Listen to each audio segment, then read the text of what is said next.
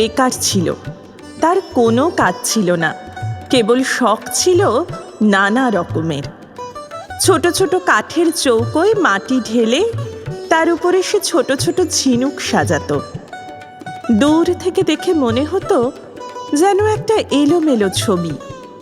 তার মধ্যে পাখির ঝাঁক কিংবা এবড়ো খেবড়ো মাঠ, সেখানে গরু চড়ছে, কিংবা উঁচু নিচু পাহাড়, তার গা দিয়ে ওটা বুঝি ঝড় না হবে, কিংবা পায়ে চলা পথ।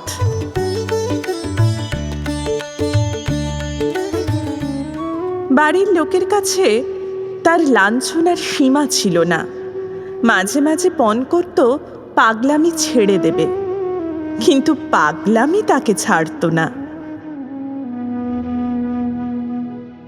কোনো কোনো ছেলে আছে সারা বছর পড়ায় ফাঁকি দেয়, অথচ পরীক্ষায় খামোকা পাশ করে ফেলে। এর সেই দশা হলো, সমস্ত জীবনটা অকাজে গেল। অথচ মৃত্যুর পর খবর পেলে যে তার স্বর্গে যাওয়া মঞ্জুর। কিন্তু নিয়তি স্বর্গের পথেও মানুষের সঙ্গ ছাড়ে না। দূতগুলো মার্কা ভুল করে তাকে কেজো লোকের স্বর্গে রেখে এলো। এই স্বর্গে আর সবই আছে, কেবল অবকাশ নেই। এখানে পুরুষরা বলছে হাঁপ ছাড়বার সময় কোথা, মেয়েরা বলছে চললুম ভাই, কাজ রয়েছে পড়ে। সবাই বলে সময়ের মূল্য আছে, কেউ বলে না সময় অমূল্য, আর তো পারা যায় না বলে সবাই আক্ষেপ করে আর ভারী খুশি হয়। খেটে খেটে হয়রান হলুম। এই নালিশটাই সেখানকার সঙ্গীত। চলো নিয়ম মতে, চলো নিয়ম মতে, চলো নিয়ম মতে, দূরে তাকিও না কো, ঘাড় বাঁকিও না কো, চলো সমান পথে, চলো নিয়ম মতে, চলো নিয়ম মতে। হেরো অরণ্য ওই হোথা শৃঙ্খলা কই, হেরো অরণ্য ওই হোথা শৃঙ্খলা কই। পাগল ঝর্ণাগুলো দক্ষিণ পর্বতে, পাগল ঝর্ণাগুলো ওদিক চেয়েও না, চেয়েও না, যেও না, যেও না, ওদিক চেয়েও না, চেয়েও না, যেও না, যেও না। চলো সমান পথে, চলো নিয়ম মতে, চলো নিয়ম মতে। এ বেচারা কোথাও ফাঁক পায় না, কোথাও খাপ খায় না। রাস্তায় অন্যমনস্ক হয়ে চলে, তাতে ব্যস্ত লোকের পথ আটক করে। চাদরটি পেতে যেখানেই আরাম করে বসতে চায়, শুনতে পায় সেখানেই ফসলের ক্ষেত, বীজ পোতা হয়ে গেছে। কেবলই উঠে যেতে হয়, সরে যেতে হয়। ভারী এক ব্যস্ত মেয়ে স্বর্গের উৎস থেকে রোজ জল নিতে আসে। পথের উপর দিয়ে সে চলে যায় যেন সেতারের দ্রুত তালের গতের মতো। তাড়াতাড়ি সে এলো খোঁপা বেঁধে নিয়েছে, তবু দু চারটে দুরন্ত অলোক কপালের উপর ঝুঁকে পড়ে তার চোখের কালো তারা দেখবে বলে উঁকি মারছে। স্বর্গীয় বেকার মানুষটি একপাশে দাঁড়িয়েছিল, চঞ্চল ঝর্ণার ধারে তমাল গাছটির মতো স্থির।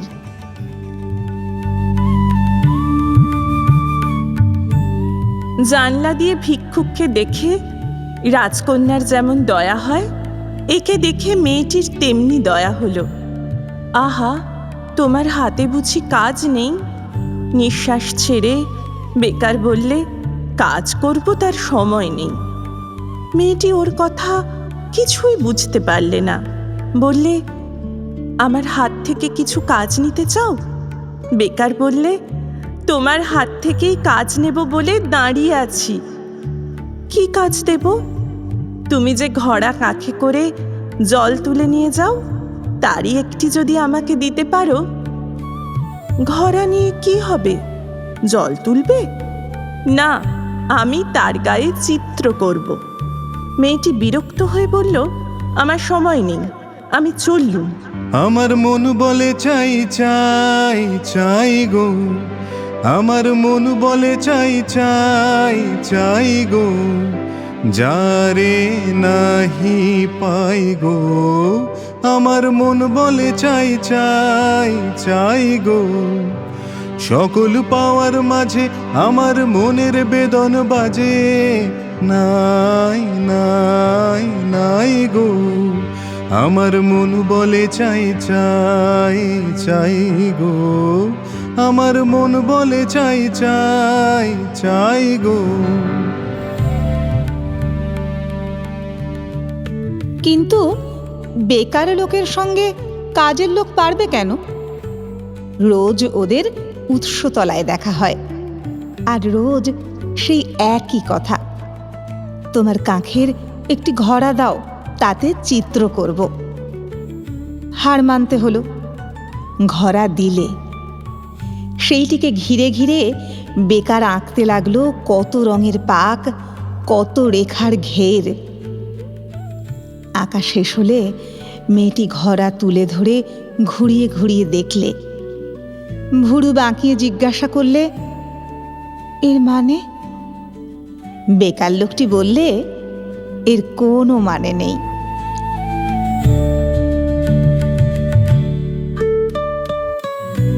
ঘোড়া নিয়ে মেয়েটি বাড়ি গেল। সবার চোখের আড়ালে বসে সেটিকে সে নানা আলোতে নানা রকমে হেলিয়ে ঘুরিয়ে দেখল। রাত্রে থেকে থেকে বিছানা ছেড়ে উঠে দীপ জেলে চুপ করে বসে সেই চিত্রটা দেখতে লাগলো।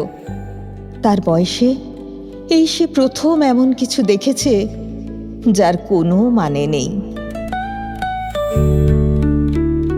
তার পরদিন যখন সে উৎসতলা এলো, তখন তার দুটি পায়ের ব্যস্ততায় একটু যেন বাধা পড়েছে। পা দুটি যেন চলতে চলতে আনমনা হয়ে ভাবছে, যা ভাবছে তার কোনো মানে নেই।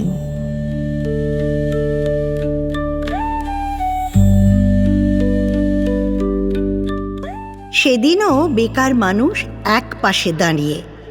মেয়েটি বললে, কি চাও? সে বললে, তোমার হাত থেকে আরো কাজ চাই। কি কাজ দেব? যদি রাজি হও, রঙিন সুতো বুনে বুনে তোমার বেনি বাঁধবার দড়ি তৈরি করে দেব। কি হবে? কিছুই হবে না।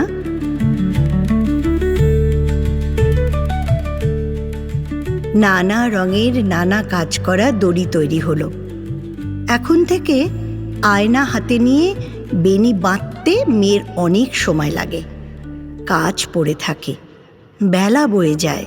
আমার বেলা যে যায় সাঁঝ বেলাতে, তোমার সুরে সুরে সুর মেলাতে। আমার বেলা যে যায় এক তারাটির একটি তারে, গানের বেদন বইতে নারে। তোমার সাথে বারে বারে হার মেনেছি এই খেলাতে। তোমার সুরে সুরে সুর মেলাতে। আমার বেলা যে যায় সাঁঝ বেলাতে, তোমার সুরে সুরে সুর মেলাতে। আমার বেলা যে যায়।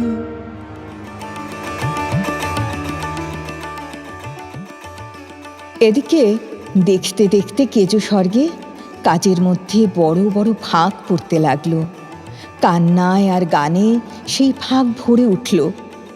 স্বর্গীয় প্রবীণেরা বড় চিন্তিত হলো, সভা ডাকলে। তারা বললে, এখানকার ইতিহাসে কখনো এমন ঘটেনি। স্বর্গের দূত এসে অপরাধ স্বীকার করলে। সে বললে, আমি ভুল লোককে ভুল স্বর্গে এনেছি। ভুল লোকটিকে সভায় আনা হলো। তার রঙিন পাগড়ি আর কোমরবন্ধের বাহার দেখেই সবাই বুঝলে বিষম ভুল হয়েছে। সভাপতি তাকে বললে, তোমাকে পৃথিবীতে ফিরে যেতে হবে। সে তার রঙের ঝুলি আর তুলি কোমরে বেঁধে হাঁপ ছেড়ে বললে, তবে চললুম। মেয়েটি এসে বললে, আমিও যাব। প্রবীণ সভাপতি কেমন অন্যমনস্ক হয়ে গেল। এই সে প্রথম দেখলে এমন একটা কাণ্ড, যার কোনো মানে নেই। আমার মুক্তি আলোয় আলোয় এই আকাশে, আমার মুক্তি আলোয় আলোয়, আমার মুক্তি ধুলায় ধুলায় ঘাসে ঘাসে এই আকাশে, আমার মুক্তি আলোয় আলোয়। দেহ মনের সুদূর পারে হারিয়ে ফেলি আপনারে, দেহ মনের সুদূর পারে হারিয়ে ফেলি আপনারে। গানের সুরে আমার মুক্তি ঊর্ধ্বে ভাসে এই আকাশে, আমার মুক্তি আলোয় আলোয় এই আকাশে, আমার মুক্তি আলোয় আলোয়।